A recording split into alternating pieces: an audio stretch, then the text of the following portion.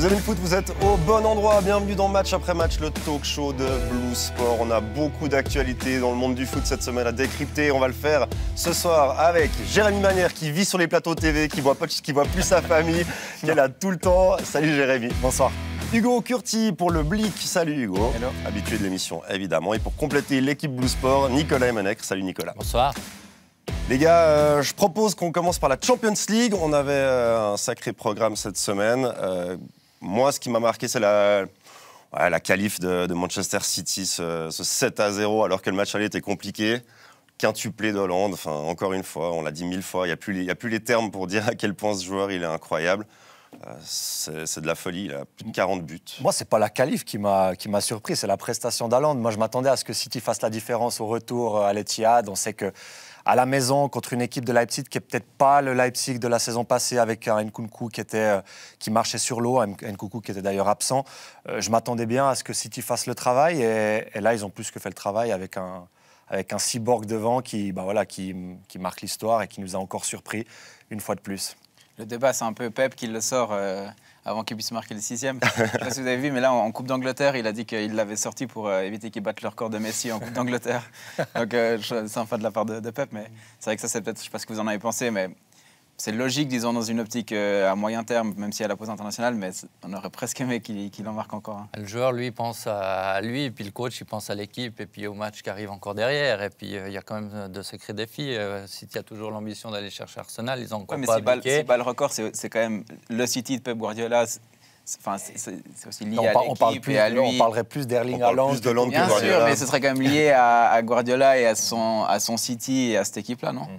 Je pense que s'il avait véritablement battu ce record, s'il avait été laissé sur le terrain, je crois que c'est plutôt Haaland plutôt que les grands titres, Man City qui aurait fait les grands titres, à mon avis. Mais voilà, c'est hypothétique parce que ça. Il a déjà fait les gros titres, lui, et on a moins moins parlé de la qualif de Man City que du quintuple d'Hollande. Qu'est-ce qu'on dit s'il se blesse à la 65e, Ouais, c'est clair. et puis qu'il rate toute la fin de la saison, et City échoue avant le titre suprême que cette équipe, ce club recherche depuis longtemps. Oui, je comprends l'intérêt du joueur et son envie. Moi, ce que je trouve énorme par rapport à parce que ce qui est dit là, c'est City. On a longtemps dit ils n'ont pas de neuf. Guardiola, il joue sans véritable attaquant. Et quand ils auront trouvé ce joueur-là, ça va fonctionner. Et le moment où Hollande il arrive et qu'il plante tous ses goals, il y a des gens, il y a des voix qui ont dit ah ouais, mais en fait, City joue plus comme avant. Joue moins bien. Joue moins bien. Et sans Hollande, il serait meilleur. Et on voit que c'est faux. Enfin, ce joueur-là, il attire le ballon. Et ce que je trouve marquant encore, c'est en FA Cup, là, il met un triplé. Le premier goal, sur ce premier but, il a tellement faim de marquer. Il va tellement vite. Et après le match, il était sur le plateau avec Thierry Henry. Je ne sais pas si vous avez vu cette interview, 4-5 minutes. Et c'est vraiment intéressant. Il y a quelques banalités, je vais toujours plus marquer, mais même dans son discours, quand il dans dit son que approche, la saison passée, il regardait City, et que la saison passée, il disait « j'aimerais être là pour conclure cette action ». C'est un bon moment. Et puis même, il est assez à l'aise aussi avec Thierry Henry. Enfin, on sent que c'est vraiment un personnage à part, quoi. Il a mis 2-3 tacles aussi aux autres consultants qui étaient Micah Richards et Jamie Carragher qui disaient il n'y a qu'un seul consultant qui s'est marqué des buts ici, il est à côté de moi, en faisant référence à Thierry Henry. Non, c'est un super joueur, forcément, c'est une banalité de le dire, mais c'est un mec qui est avide de records et qui est très marrant aussi. Je me réjouis qu'il prenne encore plus d'envergure en dehors, parce que c'est vrai que pour l'instant, le côté personnage... moi, j'aime bien justement le fait que non. Ouais. J'aime bien le fait que le gars, on a l'impression que tu le sors de l'armoire, le mets sur le terrain, il plante les goals et on le re-range et il a une vie. Ouais, mais en dehors de ça, on a vu quelques vidéos cet été où il était sur la plage, où il jouait, il jonglait avec des jeunes, mais il a quasiment... On a vu 2-3 vidéos à l'époque où il faisait du rap aussi, quand même. Mais si sa personnalité est ainsi, moi je préfère qu'il garde sa personnalité. Et puis mais on sent qu'il a quand même un brin de folie. Parce qu'il y a certains joueurs, on se dit, il n'est pas forcément très intéressant. Lui, je trouve qu'il il arrive sur le plateau, il met un immense sac l'eau d'eux, il fait marrer tout le monde. Donc, mais c'est toujours relaté au football, au final. C'est vrai que c'est pas assez mal parler de l'extra sportif. Des réformes des retraites en France. C'est sûr, mais à voir comment il va évoluer aussi plus tard. Plus de 40 goals. Non, mais après, moi, j'ai quand même envie de revenir sur les critiques récurrentes sur le City. Il y a beaucoup de jalousie autour de ce club. Et quoi qu'il fasse, certains trouveront à redire. Donc, des fois, il faut un peu passer par-dessus. Ça n'allait pas avec Hollande. Enfin, ça ne va pas avec Hollande, ça n'allait pas avant. On trouvera toujours quelque chose à redire parce que aussi, City a un coach qui polarise. Ouais. La blague de Guardiola sur la Coupe d'Angleterre, elle va dans ce sens, à mon avis, en disant je vous ai entendu, mais je m'en fous et ça fait partie du jeu, quoi. De toute façon, je pense que ce genre de critiques-là, elles surviendront toujours tant que City n'aura pas gagné la Ligue des Champions. Parce que et même après. Même s'il la gagne. Moi, je ne suis pas convaincu parce que City, c'est un peu le même registre que... Enfin, le même registre, il y a des différences énormes, mais au même titre que le PSG, ils ont des investisseurs du Moyen-Orient, le propriétariat du Moyen-Orient, des sommes colossales dépensées à chaque fois. City, depuis plus que 10 ans, si je ne me trompe pas, a une Ligue des Champions qui les fuit toujours. Donc, je crois que... Moi, je suis d'accord avec Nicolas dans le fait que ça rejoint ce que tu dis, c'est la jalousie, en fait. Il y a un côté... Bien sûr. Voilà, ils ont tellement de moyens, ils ont tellement déboursé, et au final, il n'y a pas ce titre, il y a de la moquerie pour le moment. Et une fois s'ils commencent à enchaîner les Ligues des Champions, les critiques, elles ne vont pas s'éteindre. Il y aura toujours de la jalousie, on va toujours dire « Ah, c'est l'argent ». Cette année, ils perdent la finale contre Naples, alors ça va encore en rajouter une couche. Ouais. Il y a déjà projection, là. Autre qualif, celle du Real, cette semaine, qui était au final assez tranquille. Après un match aller comme on l'a vécu à Anfield, je crois qu'il n'y avait pas grand-chose à attendre de ce Liverpool qui alterne le chaud et le froid en Première Ligue. Et on a vu en première mi-temps une ou deux occasions, notamment celle de Salah sur une erreur de Militao, si je ne me trompe pas. On aurait peut-être pu se dire, OK, s'ils en mettent un, deux... À la mi-temps, il y a peut-être un scénario à la Liverpool des années passées qui pourrait se produire. Mais au final, le Real est tellement dans la maîtrise tout le temps qu'on n'a jamais vraiment cru à cet exploit. Et le Liverpool n'est plus le Liverpool d'il y a quelques années aussi. Ouais. Donc ça, plus ça, on s'éloigne. C'est vrai.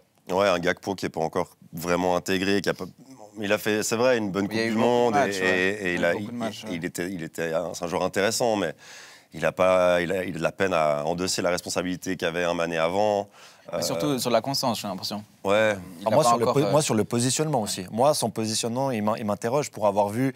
d'ailleurs, avec vous, quelques matchs de Cody Gakpo contre Zurich en Ligue Europa, pour avoir vu des matchs en différé aussi sur les antennes de Blue Sport. C'est un joueur qui est plus à l'aise sur l'aile gauche pour repiquer dans l'axe, faire valoir ses qualités de frappe. Il adore enrouler un petit peu à la Thierry Henry de l'époque.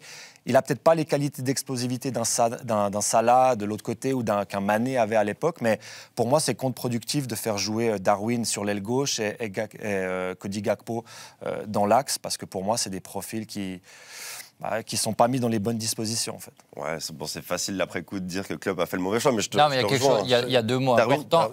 Pardon, Vincent, il y a deux mots importants qui ont été dits par Jérémy. C'est Ligue Europa. Il faut le souligner. C'est Ligue Europa. Merci.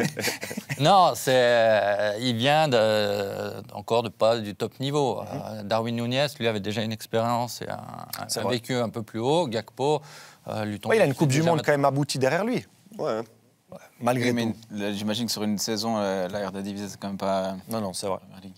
Rames Rodriguez, il avait fait une Coupe du Monde incroyable, et puis au final, sa carrière en club, elle était en dessous de ce qui était attendu. Donc il faut aussi laisser le temps à Gakpo et voir ce que ça va donner. Il y a un certain nombre de joueurs qui sont transférés directement après une Coupe du Monde et qui n'arrivent jamais à confirmer. Donc, en revanche, je n'aime pas le fait qu'il y ait beaucoup de critiques autour de Darwin, parce que non, c'est pas Hollande. Mais il met quand même ses buts. Il a eu beaucoup de déchets. Oui, mais il a Fantasy, par exemple. C'est l'enfer. Premier Suisse, non? Toujours, ouais. Toujours. Et en fait, Suisse, j'ai placé ça pour qu'on en discute un peu. Voilà. Non, mais c'est bien. Merci. Otof, là. Merci, ouais. Jolie passe. La plus belle passe décisive de ta carrière. Il y a 2-3 jolis quand même. Si vous l'avez parfaitement entendu, donc Hugo Curti, premier Suisse, Fantasy Première Ligue. Et ça durera jusqu'au bout. Ça dure juste avant la Coupe du Monde. Maintenant qu'on l'a dit, c'est fini. Je vais me faire des croisés. Il ne va plus jamais revenir. C'est ça. Bon, puis ce tirage au sort, alors. Qu'est-ce qu'on en dit? Il y a deux tableaux qui sont diamétralement opposés, avec d'un côté les gros poissons, avec... Attends, il faut que je les ai en tête maintenant. Le Real, City, Bayern et Chelsea. Et les équipes italiennes. Donc les deux Milan, Naples et Benfica de l'autre. Donc sur le papier, deux tableaux un petit peu déséquilibrés, mais c'est bien, ça nous amènera des affiches qu'on n'a peut-être pas l'habitude de voir en finale, en tout cas lors des dernières éditions. Ouais, moi j'aime assez ce côté qu'il y ait un outsider vraiment en finale et pas forcément un choc des titans comme on a pu l'avoir sur les quelques dernières éditions. Ça peut être, surtout si c'est Naples, et qui pour moi, une équipe qui m'enthousiasme énormément. En Europe, une des rares qui dégage vraiment cette constance et cette joie. Donc ça, si par exemple ils arrivent en finale, ça pourrait donner un truc assez sympa, même contre une grosse équipe. Moi, je suis un peu déçu, pour être franc. Enfin, je comprends l'intérêt d'avoir un outsider qui arrive en finale, mais j'aimerais pas non plus. Non, mais j'aimerais pas non plus. J'aurais voulu avoir les mastodontes en finale. S'il y a une finale qui est déséquilibrée, l'intérêt il est quand même assez moyen aussi. Je dis pas que ça va être le cas. Sur un match, mais c'est pas forcément Naples qui va arriver en finale, Hugo. Si. Oui, mais voilà, mettons. Si c'est un Milan AC ou l'Inter ultra froid calculateur. Si c'est l'Inter qui joue comme elle a fait le match retour à Porto, ça peut aller 0-0 et au pénalty. Ouais, mais c'est pas non plus spectaculaire. Non, mais c'est pas spectaculaire, mais c'est... Bref, on verra, mais je suis partagé sur, en prenant ce que veut bien nous proposer le tirage. Truqué, toujours. Et on aura 2 fois City, Bayern, 2 fois Real, Chelsea, encore une fois, et si c'est en finale, c'est qu'une fois, donc voyons le côté positif. Et c'est voir aussi des équipes différentes en finale. Benfica, ça fait une éternité que c'est plus arrivé. Attention à Benfica. Benfica qui, cette année, moi, me fait super forte impression. En phase de groupe contre le PSG, j'ai trouvé assez exceptionnel. Roger Schmidt qui fait un super travail. C'est un peu au même titre que Naples, avec un jeu assez alléchant, une équipe qui est assez euphorique actuellement. Sur le papier, je vois Naples un peu supérieur à Benfica, mais Benfica, j'aimerais pas me les coltiner, en tout cas. Bon, ils sont maudits, Bruges. Bon, mais ils sont maudits. Ils ont la malédiction qui leur pèse sur la tête, qui gagneront plus de Coupe européenne. Ouais. D'ailleurs, si vous cherchez un consultant pour aller commenter une affiche sur place, j'ai mon numéro. À Naples. On invente laquelle. D'accord.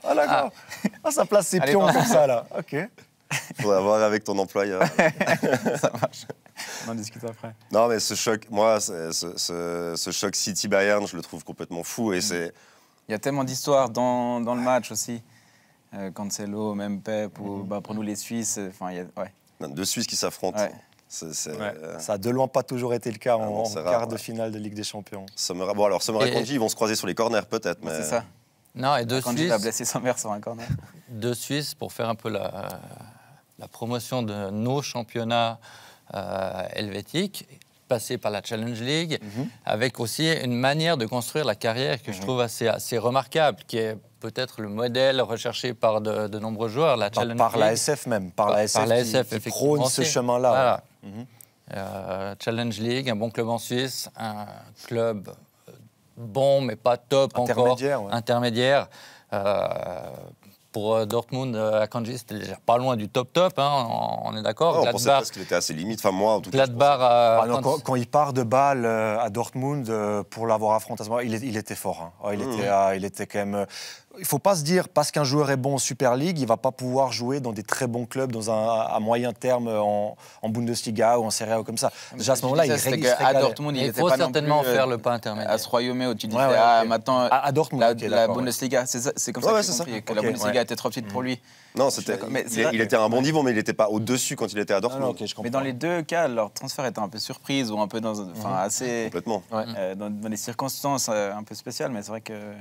Akanji à City, c'est une opportunité de marché. C'est lui qui voulait partir aussi. C'est lui qui voulait partir, mais il rejoint City relativement tard. Oui, je crois qu'il peut rester sur le carreau. Il peut rester sur le carreau. Et puis, Dynamo de Reste. Voilà, c'est ça. Non, mais c'est clairement ça. Ouais. Et encore une fois, City qui sort le chéquier pour des défenseurs centraux. Surtout qu'ils l'ont eu relativement bon tarif. Ouais, mais ce transfert en fin de mercato, moi je le voyais plus comme le pauvre Akanji va se retrouver aux oubliettes à City parce qu'il y a de la concurrence, parce que c'est un niveau qui est trop haut pour lui. Et je suis impressionné de sa capacité alors, oui, il a les qualités pour rentrer dans le jeu d'un Guardiola, c'est sûr, parce qu'il aime le ballon, il aime jouer les relances, etc. Mais de s'imposer aussi vite, c'est très fort. Mais ça, c'est traditionnel. Tous les défenseurs centraux achetés à prix d'or par City, dans un premier temps, ils jouent tous, à part Ake. Ake, c'est la seule exception qui a été mis un petit peu sur le banc très longtemps avant d'avoir vraiment sa chance par Pep. Mais Laporte, quand il arrive, il est tout de suite installé titulaire. Diaz, quand il arrive, il est installé titulaire. C'est pas étonnant. Par contre, c'est après que que Pep fait souvent son turnover et puis change complètement ses cas. Otamendi, à l'époque, c'était la même chose. Et ça ne m'a pas surpris qu'il joue d'emblée avec City. Moi. Et Akanji aussi, bon, je ne sais pas si vous savez, vous avez sûrement vu ses vidéos où il fait des calculs mentaux. C'est quelqu'un de très cérébral, je pense, visiblement très intelligent aussi. Puis ça a aussi humainement, je pense, un profil qui plaît à un Pep aussi en dehors du terrain. Dans un jeu qui est très cérébral aussi. Oui. C'est un jeu qui colle à son profil. Ça, ouais. Après, je trouve quand même Akanji beaucoup plus fort quand l'équipe attaque que quand elle doit défendre. Mais parce que des fois, on comprend un défenseur. Mais non, mais genre des fois, il a déjà affiché une de limite quand City était vraiment sous pression. En Première Ligue. Mais en Première Ligue, il y a une telle densité de joueurs. Il y a des joueurs exceptionnels. T'es premier au classement Fantasy Premier League, tu dois le savoir, avec tes joueurs de Bournemouth. Je t'avais payé 10 balles pour que je le place une fois, une deuxième fois, je ne me donnerais pas un deuxième. Mais il y a tellement de bons joueurs, il y a tellement de qualité offensive que moi, ça ne me choque pas qu'ils soient parfois, selon les situations en difficulté, parce que c'est les meilleurs au monde. Bien sûr. Bon, City favori ou Bayern favori pour vous dans ce match? Alors pour moi, cette saison, je ne vois pas le plus grand Bayern de ces dernières années. Non. Alors ils ont été relativement sereins contre le PSG, mais en championnat, ils ont été très critiqués, et surtout en début d'année 2023, des résultats qui est très décevants, il faut le dire aussi. Ça va mieux. En championnat, ils risquent de rapidement faire le titre, je pense. L'Union Berlin a un peu craqué. Dortmund n'est pas en mesure de... On en saura un peu plus au retour de la pause des équipes nationales. Il y a Bayern-Dortmund. Voilà, ouais. Mais moi, je n'exclurais pas que Dortmund s'accroche encore un moment. Ouais, ok. Mais pour revenir au cas, moi, je pense qu'on parlait avant de cette pression sur City et la Ligue des Champions. Ça va quand même jouer un rôle, même inconsciemment. Quand on va à Paris, malgré les noms que c'est, ce que ça représente comme tension en dehors du match à proprement parler, je pense que ça va jouer un rôle. Alors que le Bayern, ils ont l'habitude. Ils sont c'est presque qu'ils jouent à la maison, avec aussi cette habitude de gagner, et cette confiance assez incroyable, ce refus de la défaite et tout ça. Donc, le seul qui est sous pression au Bayern, véritablement, c'est Nagelsmann, en fait. Enfin, pour moi.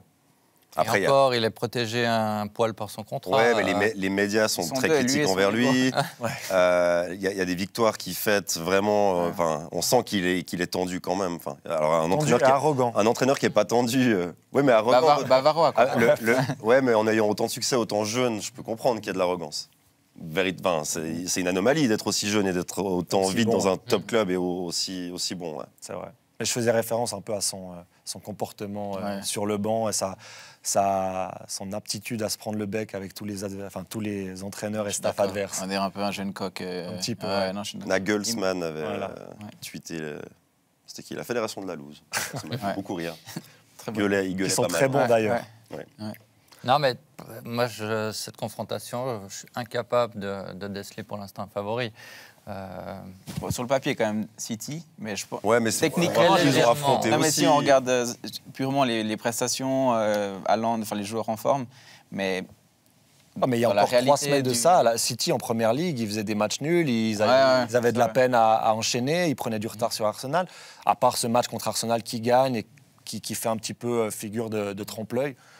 Sinon, City va mieux, oui, mais récemment, c'était pas un grand City. C'est vrai. Et le Bayern est quand même un club qui arrive toujours à se mettre au niveau quand il le faut. Il y a aussi, en Suisse romande, on a beaucoup parlé de Paris, qui est en grand doute avant cette confrontation, que rien n'allait à Paris. Mais avant, le Bayern... C'est à peu près le même genre de discours qui se faisait en Allemagne par rapport au Bayern. Et il a répondu complètement présent dans ce 8e de finale attendu. Et voilà, chaque fois que le Bayern est un peu en difficulté, et ça remonte à des années, il trouve des solutions parce que la victoire est en eux. L'ADN du club. Voilà. Je parlais du Real qui avait ça il y a quelques semaines autour de cette même table. Et le Bayern, c'est aussi un peu ça. Et ils sont toujours capables de se mobiliser au bon moment. Et ils ont des joueurs de qualité qui savent former une équipe.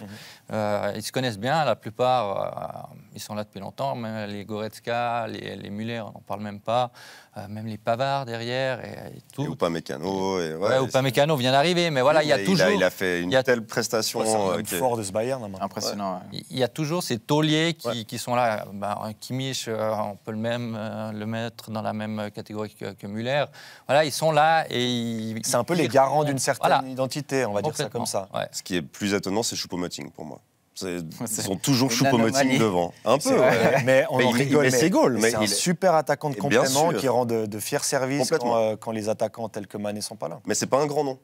C'est bizarre en même temps que ce soit pas un grand nom. Mais tant mieux. Il y a des clubs qui empilent les grands noms et puis qui sont éliminés en huitième de finale. Rien qu'à voir son passage à Paris qui était quand même. Mais un Lewandowski qui est parti, enfin je veux dire, Lewandowski, les saisons de Champions League qu'il faisait et les saisons qu'il faisait avec le Bayern, enfin. On pouvait se dire qu'ils allaient quand même recruter un autre grand attaquant, un grand numéro 9. Mais c'est compliqué sur le marché actuellement. À part si tu vas chercher Harry Kane et que tu dois mettre les 120 patates, c'est compliqué. Le Bayern n'aime pas faire ça. En plus, le plus gros transfert du Bayern, c'est 80 millions d'euros. Pour un défenseur. Et très longtemps, le Bayern n'avait jamais dépensé plus de 40 millions d'euros. C'est vrai. Voilà, c'est la philosophie du club. Bon, après, avec l'inflation, petit à petit. Oui, mais ils suivent à retardement l'inflation. Ils restent quand même performants aussi en Europe. Donc, c'est un club aussi remarquable dans son organisation. Et ça, voilà. Ils convertissent en Deutschmark avant de signer le transfert. Non, je suis incapable de vous dire, même 51-49 de quel côté. Ouais, compliqué. Oh, ça va être beau. C'est le plus important. Ouais. À voir sur Blue Sport. On enchaîne avec le FC Bâle, qualifié contre le Slovan Bratislava. Étonnant. Enfin, étonnant FC Bâle avec sa force de caractère, parce que moi, à la mi-temps, pour être franc, à 2-0 pour le Slovan, comme ils se sont fait dominer en première période, c'est impressionnant je ne croyais pas du tout. Mais c'est déjà impressionnant qu'ils passent le tour avant, parce que contre sport, ils doivent perdre. Ils jouent 100 fois le match, ils se font sortir 98 fois. Ils avaient les dieux avec eux à ce moment. Incroyable. Donc, il se passe quelque chose. Puis, moi, j'ai grandi avec ces épopées bâloises en Coupe d'Europe, et je trouve qu'il y a un petit... Moi aussi, je suis jeune, Hugo. Ouais. Non, mais c'est vrai, pardon. Et il y a un petit feeling un peu vintage, quelque chose d'assez... j'ai vibré pour un match à Bratislava, c'est dire, mais j'aime assez ce qui s'y passe avec Ballon. Bon, moi, je recherche encore le successeur d'Atouba et ses touches longues dans le Bâle actuel. C'est clair. Il y a 2-3... non, mais on se fait plaisir. On se fait plaisir avec cette Conference League, faut aussi le dire. Et je trouve ça cool parce qu'il y a des gens qui dénigrent cette compétition. Et moi, je la trouve géniale. Et elle va être géniale pour les clubs suisses, parce que la vérité, c'est que nos clubs suisses, ils vont évoluer dans cette compétition-là. C'est une Coupe d'Europe. Il y a des clubs de plein de pays. Et au final, c'est une belle compétition. Et il n'y a qu'à voir Mourinho, comme il a fêté la victoire l'année passée. C'est la preuve que cette Conference League, elle est géniale et elle peut être importante. Vous prêchez des convaincus. Je crois qu'avec Nico, on a le même avis. On se régale tous les jeudis. Et puis surtout, ça nous fait voir des autres footballs. Personnellement, moi, je suis fan de foot dans son entier. Moi, la Challenge League le vendredi, j'adore aussi. Donc, moi, voir un Sheriff Tiraspol, OGC Nice, moi, c'est des matchs qui... Voilà, ça nous fait un petit peu ouvrir l'esprit, voir des joueurs d'ailleurs. On voit des beaux gestes aussi, on voit des belles choses. Les émotions à la fin du match après une victoire sont les mêmes qu'en Ligue des Champions. Les déceptions, idem. Oui, et les clubs jouent cette compétition. Sauf les clubs français. Ils la dénigrent, les clubs français. Nice, c'est là. Mais il ne faut pas parler aux clubs français d'Europa League ou de Conference League parce qu'il n'y a plus personne à part Nice d'ailleurs. C'est 1 sur 6 sur le... Mais bref, c'était le comme petit aparté. C'est Lucerne. Voilà, c'est exactement. Le petit tac sur la Ligue. Alors, je ne sais pas si Vincent est d'accord, mais on peut faire une discussion Lucerne. Parce que, on peut faire une discussion Lucerne. Lucerne et l'Europe, j'entends souvent Lucerne... Merci de mettre les choses au point, Nicolas. Voilà. C'est parti. Hugo ira regarder avant la prochaine fois qu'il revient par qui s'est fait sortir Lucerne. Voilà. Et il y a quand même des belles équipes. Des Hollandais récemment. Et il y a eu Feyenoord qui, quelques mois après, faisait la finale de la Conference League. Il y a eu l'Olympiakos, il y a eu l'Espagnol Barcelone, il y a eu Sassuolo. Oui, il y a eu Osijek. Club croate qui n'est pas forcément réputé, ça remonte à quelques années. Voilà. Parenthèse, critique, Lucerne. Plus jamais. Non, pourquoi pas, mais on tombe toujours sur Lucerne, effectivement, oui. Ils sont souvent rapidement sortis, mais ils n'ont souvent pas été très chanceux au tirage. Ils n'ont pas eu de balle au tirage, en effet. On clôt la parenthèse. Ouais, donc Bâle, qualifié. Nice. Non, mais déjà, juste cette qualification, parce qu'il y a quand même, pour moi, des choses à mettre en avant. C'est Fogel qui se plante complètement. Avec son système en première période. C'était une catastrophe, ils amenaient rien, ils se faisaient bouffer sur les couloirs. En fait, ça y est pas pu. Moi, j'ai un peu l'impression que Fogel, il a un peu des mains en or depuis qu'il a repris, tout lui réussit, il profite aussi d'un bon travail d'Alex Frey. Et toutes les innovations tactiques qu'il a tentées, tout ce qu'il a amené, pour l'instant, ça a plus ou moins réussi. Parce qu'en championnat... À part sa veste, quand même. Ouais, alors la veste, il pourrait la changer, effectivement. Ouais, c'est vrai. Mais bon, Elle tient pas lourd. chacun son style. Mais pour dire, qualifié en coupe, invaincu en championnat avant ce match, si je ne me trompe pas, qualification contre Trabzonspor avec des circonstances spéciales. Et là, de nouveau, il nous amène avec ses innovations tactiques, avec Cadet qui défend comme latéral gauche, mais qui va jouer dans le cœur du jeu, laissant Zekiri seul dans le couloir pour aller chercher son adversaire directement à contre. C'était Amdouni. J'ai dit quoi? Zekiri, pardon. Zekiri, Zeki Amdouni, c'est vrai que des fois, mes copains, je les confonds. Comme ça. Zizi top. Voilà. Et c'est pour ça que je trouvais ça très ambitieux, surtout pour un retour à l'extérieur. Mais finalement, il faut aussi lui rendre ce mérite-là, c'est qu'il a vite rectifié le tir et il nous en livrait une super deuxième période. Il aurait peut-être pu changer plus tôt. Andrea Binotto disait que c'est des fois compliqué de changer tout un système au cours de match. La mi-temps permet de... Avec un petit billet. Ouais, c'est ça, ouais. Plus loin. Si jamais. Mais ouais, au final, bon, voilà, ça a passé juste. Non, mais c'est... Ce qui était incroyable aussi, c'est Heiko Vogel, en avant-match, il dit on sait, ils sont bons en contre, il faut éviter ça. Et ils se sont fait prendre. Zéro défense préventive. 6 fois en contre, en tout cas en première mi-temps. Donc, il savait, c'est pas qu'il n'avait pas fait ses devoirs en avant-match. Il avait eu le temps de connaître cet adversaire. Mais c'était incroyable de livrer une telle première mi-temps. Et voilà, capacité de résilience, de... Ressources mentales, parce que vous le mentionniez, Nicolas, sur le plateau jeudi, mais... Quand Brøndby passe au penalty, si je ne me trompe pas, plusieurs fois, ils ont remonté des déficits, enfin des scores défavorables. C'était déjà le cas d'ailleurs en phase de poule contre le Slovan, où ils étaient menés 3-1. Ils vont arracher un 3-3 dans les derniers instants. Et encore une fois, on les a beaucoup critiqués, on leur a tapé sur les doigts, mais cette jeune équipe, elle fait preuve de caractère, et il n'y a de loin pas tout qui est parfait.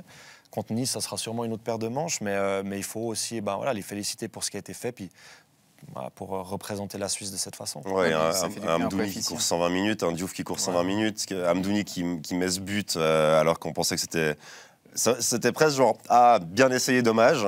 Et puis il y a cette boulette quand même, faut le dire, de Rovan qui passe au travers, mais au final ils arrachent cette prolongue et pendant la prolongation ils étaient meilleurs.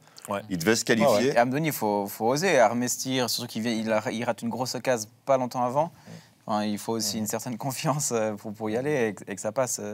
Ça fait plaisir. Et puis c'est Jérémy qui le relevait. C'est une jeune équipe. Les tireurs de cette séance de tir au but, ils ont tous 22 ans max. Le plus vieux, c'est Zeki Amdouni, qui est né en 2000 et qui a 22 ans, qui est né en fin d'année 2000. Donc, certains, ils ont dû demander une autorisation parentale pour aller à Bratislava, pour la sortie d'équipe.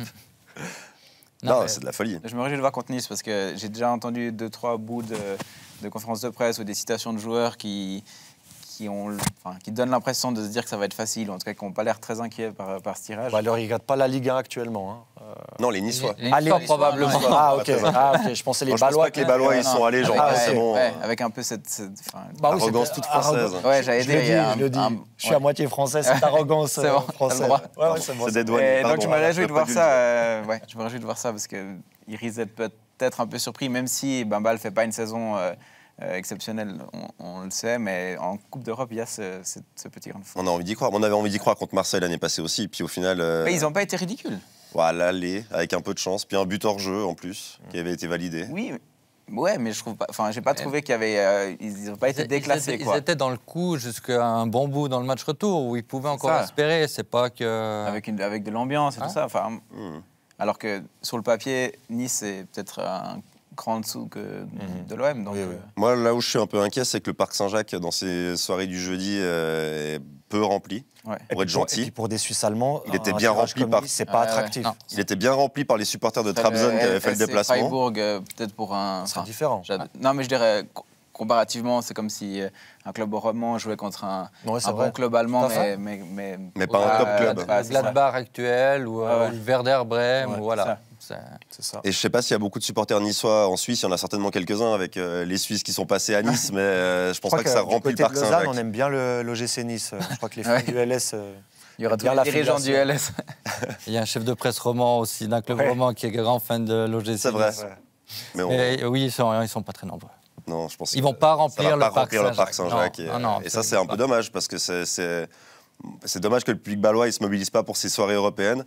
Je l'ai dit avant, la Conference League, c'est moins prestigieux, mais il n'empêche, c'est une coupe Bon, mais européenne à c'est gagner. quand même un quart. Peut-être, Peut-être que ouais. ça, ils vont Croisons prendre au les jeu. doigts. En tout cas, pour les Bâlois, sportivement, ça serait bienvenu de pouvoir compter sur un stade bien rempli parce que ça va être coriace en face. Surtout que c'est un peu une des dernières compétitions ou un peu de ces derniers matchs où il y a vraiment de l'enjeu, où le public peut vraiment jouer un rôle et qu'il y ait un peu d'ambiance comme ça en ville. Donc. Bon, soyons clairs, il y aura plus de monde pour la demi-finale de coupe Oui. une C'est semaine vrai avant qu'il y a encore c'est vrai. que contre IB et que C'est lors clair. de... Bon, ça, c'est, ouais. Mais s'il n'y a pas 20 000 spectateurs pour un quart de finale de Conference League, Ouais. moi je serais déçu. Ouais. Ouais, pareil. Mais il y a eu verra. du monde à Berne cet après-midi pour le match contre IB. Et au C'était à final, Berne.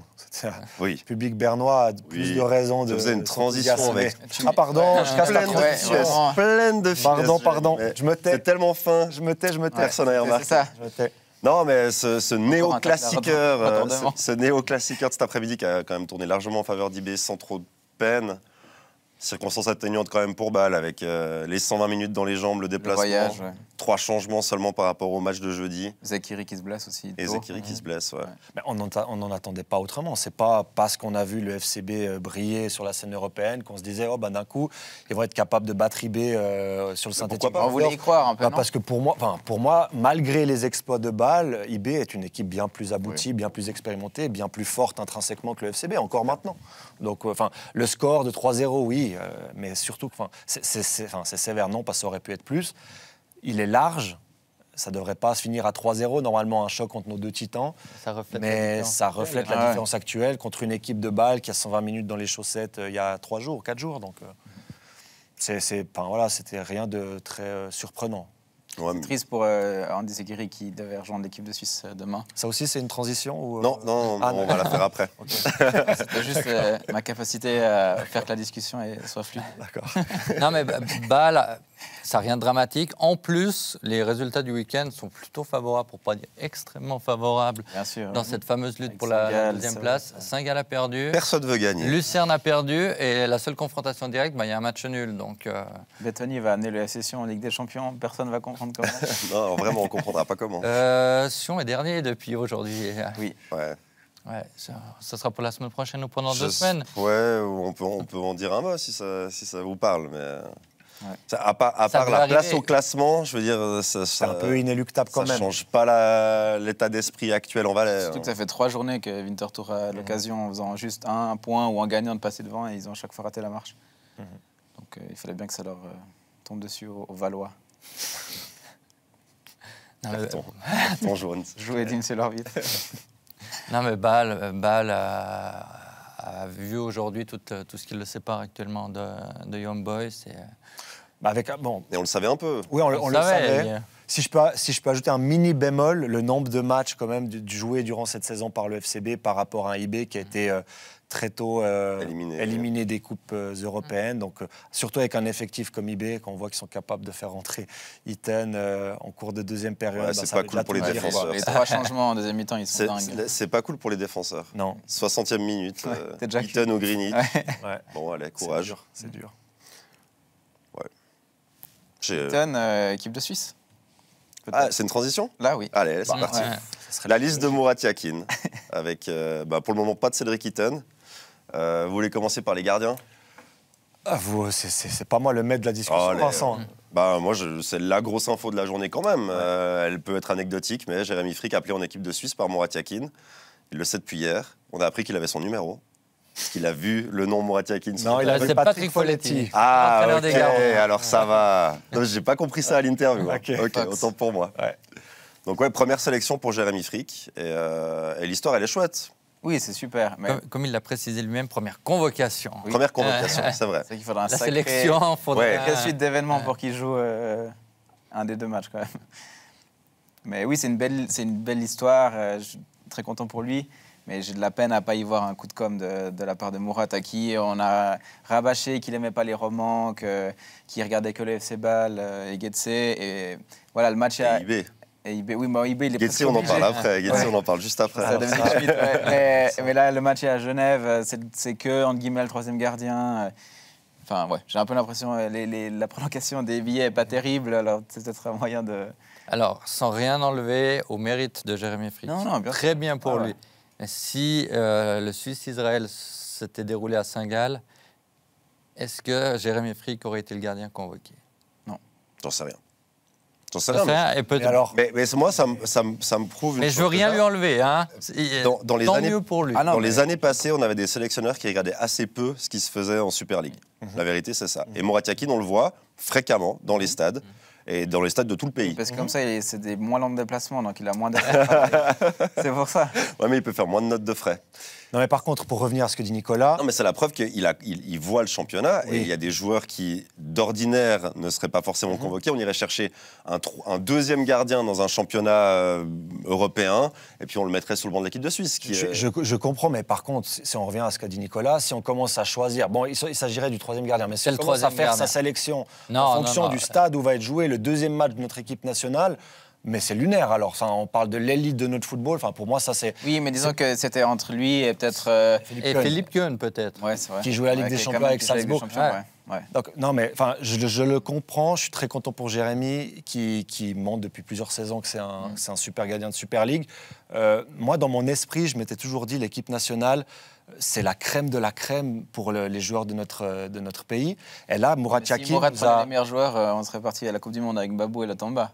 Ça, Oui, oui, ça mais serait- c'est pour justement, j'y viens, c'est que il a rendu les ports de l'équipe nationale de plus en plus accessibles et avec des choix qui sont parfois, je ne parle pas du cas Jérémy Frick parce que en termes de performance, pour moi, je peux le concevoir, mais quand on voit certains autres choix qu'on va aborder, ces choix sont illisibles. Vas-y. Dominique Schmid, que je connais bien pour avoir joué avec lui à Lausanne, qui est un très bon joueur de Super League, mais c'est pas parce qu'on est très bon en Super League qu'on a le niveau international pour jouer en équipe A, surtout quand on a Ulysse Garcia, qui pour moi est le meilleur latéral gauche de notre pays, qui est premier avec IB, qui a 5 ou 6 passes décisives sur la saison, qui est Pour moi, plus fort dans un il contrat paye défensif. son qui est- erreur à Rome, quand il rentre en jeu. Ouais, mais alors dans ce cas-là, on parle... Enfin, Oui, mais Murat Yakin, il est resté sur cette partie de carte à Genève des mois en avant. J'ai l'impression, de ce que je vois, j'ai jamais été entraîné par Murat Yakin, mais c'est quelqu'un qui bloque sur des choses et qui peut être très rancunier. Ouais. Ok. Parce que il rentre il est pas loin, en gros, de permettre à l'Italie de se qualifier quand même, Garcia à Rome. Hein. Donc c'est lui qui provoque le penalty, sauf erreur, et c'est lui qui provoque le penalty que Jorginho rate. Donc suivant comment il, Oui, mais après, il faut être coûte la qualif. Mais il faut être conscient aussi quand tu Ah, mais prends je dis des pas que joueurs Murat comme Yakin ça a qui raison. jouent contre Je sais l'Italie, pas, c'est la lecture ça que- fait ouais, partie. ouais. Oui, Non, non, mais c'est un je cadeau comprends. empoisonné de rentrer là, dans cette ambiance, à ce moment, c'est clair. Mais moi, c'est la seule explication que j'ai, parce que je suis d'accord qu'intrinsèquement, Moi, en toute honnêteté, quand j'ai vu le nom de Dominique Schmid, je me suis dit, mais je louche, il faut que j'aille chez l'opticien. Parce que. Alors, moi, c'est pas un nom, je me disais, il est proche de l'équipe de Suisse. Non. Bah non. lui non plus, Bah il non. avait pas. Je lui ai parlé hier à Sion, il n'avait pas le numéro de Murat Yakin. Et quand Lui non plus. Lui, alors lui, c'était pas phonétique, il l'a appelé du coup. Et vraiment, il a eu un numéro inconnu. Et puis, quand il a dit, quand j'ai entendu Hello, c'est Murat Yakin, il tremblait comme une feuille, il n'en revenait pas. Donc même lui, s'est pas dit, regardez pas la liste en se disant, c'est mon jour, quoi. Bah, En revanche- suis très étonné. Très Non, alors j'aime bien Dominique Schmidt dans le Ah. championnat suisse. Voilà. Ouais. Oui. Je peux entendre qu'on a besoin d'un latéral gauche. Je peux entendre qu'on a besoin d'un latéral gauche parce que Rodriguez, c'est compliqué. Et c'est la preuve qu'on a un manque peut-être à ce poste-là. C'est vrai. C'est une carence c'est vrai. énorme. C'est quand même C'est la vrai. preuve d'une carence énorme. Et c'est que ce poste-là. Genre, tout le reste, on est plutôt bien fourni. Mais vraiment, ce poste-là, c'est un problème actuellement dans l'équipe nationale. L'équipe de Suisse, c'est un peu gauche. Et il y avait un jeu de mots. Gauche, ouais. Oui. Non, je voulais le relever pour que tout le monde. Ah, d'accord, merci. Donc, Bonne chance pour enchaîner. je sais pas où j'allais. Moi, Non, mais je comprends. Ulysse Garcia serait peut-être un meilleur choix. Non, mais pour moi, C'est indiscutable. mais Oui. c'est indiscutable. Oui. Enfin, alors, je dis pas que Ulysse Garcia, c'est Marcelo, hein, mais Ulysse Garcia, il brille avec IB. Non, mais il faut pas non plus faire. Non, non. Je vais pas. Il faut pas que j'exagère non plus, mais Ulysse Garcia, il a le niveau international, il a de l'expérience avec IB en compétition européenne, il est titulaire indiscutable dans le meilleur club du pays, 5 Il est à 6, genevois. qualité de centre. Enfin, il coche toutes les cases pour Ouais. être appelé à la place de Dominique Schmid. Bah, il Il y a d'autres titulaire convocations. dans l'équipe qui survole le championnat. Ouais. De la peine D'autres à convocations comprendre. qui me réjouissent, alors Amdouni, clairement. Enfin, Ouais. c'est, je crois, une évidence pour tout le monde, vu ses performances avec Bâle ces temps. Enfin, c'est un bosseur incroyable, c'est un buteur, il va être parfait en équipe suisse. J'espère qu'il va jouer. Un profil surtout. qu'on n'a pas trop en plus. Ouais. Intéressant. Sessiger me fait vraiment plaisir. Mérité, alors on peut faire le classement, mais pour moi, meilleur défenseur central du championnat et de loin. Il a un développement qui est super intéressant. Encore un joueur qui a débuté en Challenger avec Samax dans un poste de latéral gauche, même à l'époque, malgré 1m93.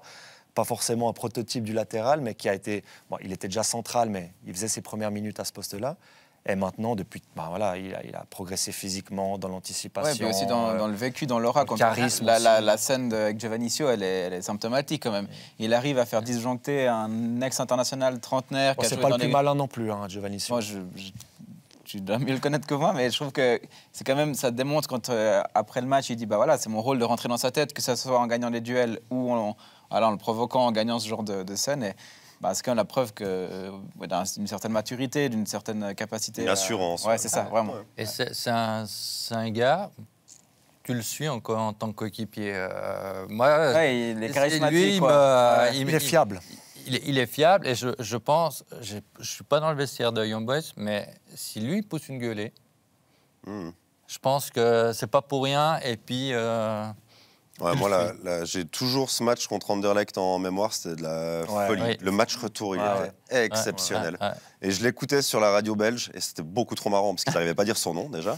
Mais il disait « Oh, mais ce diable !» Non, c'était pas ce diable de Sessiger, mais dans l'idée, c'était ça. C'est dommage, parce que ça allait faire une accent belge. Arrêtez. Elle n'est pas allée là-bas. Non, mais c'est vrai, genre, même les journalistes belges, ils ont remarqué, le défenseur central, là, c'est un costaud, quoi. Et il va vite, et il a posé beaucoup de problèmes à Anderlecht. Je pense que ce jour-là, il s'est dit, je suis en train de rater une campagne européenne qui peut me permettre de franchir le pas pour aller à l'étranger. Et il y tenait tellement à ce match. Sûr. Et il s'est quand même aussi relevé. Et puis même si c'est que dans le championnat de Suisse, il a franchi encore un palier. Il a 24 ans, non? C'est un 98, il aura 25 ans cette année. Donc il est facile même. Il a de la marge même contre les attaquants de notre pays, je trouve. Il a vraiment tellement progressé que... son niveau maintenant, c'est un championnat, je ne parle pas du Real comme ça, mais un championnat du Big Five, dans un club intermédiaire aussi. On peut très bien l'imaginer dans la concurrence à 4 centraux, dans un Gladbach ou dans un club comme ça. Surtout qu'il est gaucher, et c'est un profil intéressant pour notre équipe nationale. Et il a longtemps, d'ailleurs, il est de la même année que Eray Chemert, et il a souvent un peu souffert de la concurrence avec Chemert, qui était beaucoup plus appelé que lui. Et je crois que ça s'est un petit peu inversé depuis quelques mois, semaines. Vous aurez remarqué qu'Akanji, c'est les maths et Jérémy Manière, c'est les dates de naissance des joueurs. Hein. On peut faire des quiz, il les connaît toutes, il est beaucoup trop fort. On a l'équipe de Suisse qui jouera contre la Biélorussie et contre Israël. Les matchs sont à suivre, si je ne dis pas de bêtises, samedi soir et mardi. Voilà. On se réjouit de voir notre équipe nationale. On avait prévu de parler du Classico qui a lieu ce soir, mais l'heure tourne beaucoup trop vite. On avait beaucoup trop de choses à dire. Donc, au lieu de faire des grands débats, c'est le terrain qui va parler. Match entre le Barça et le Real à 21h. Merci beaucoup, messieurs. C'était une chouette discussion. J'espère que ça vous a plu chez vous, à la maison. C'est la pause d'équipe nationale. Donc, nous aussi, on est un petit peu en pause. On se retrouve dans 2 semaines sur Blue Sport. Bonne soirée. Bye bye.